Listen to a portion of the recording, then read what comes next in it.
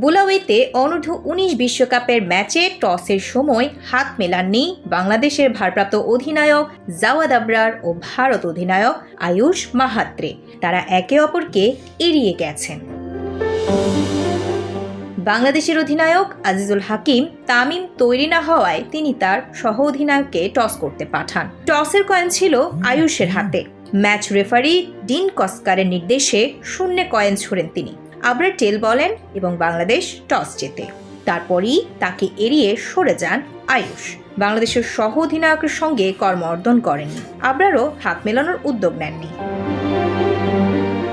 ভারতে বাংলাদেশিদের নিরাপত্তার শঙ্কায় দেশটিতে আইসিসি টি-20 বিশ্বকাপ খেলতে না যাওয়ার সিদ্ধান্ত নিয়েছে বাংলাদেশ ক্রিকেট বোর্ড। এমন পরিস্থিতিতে বাংলাদেশ ভারত ম্যাচে অধিনায়কদের হাত না মেলানোর ঘটনা দেখা গেল। হ্যান্ডশেক ম্যাচের অবশ্য পালনীয় কোনো বিষয় না হলেও যে কোনো খেলায় এটি সাধারণ রীতি। এর আগে গত বছরের এশিয়া কাপ থেকে ভারত ও পাকিস্তানের ম্যাচেও দেখা মেলে এমন দৃশ্য।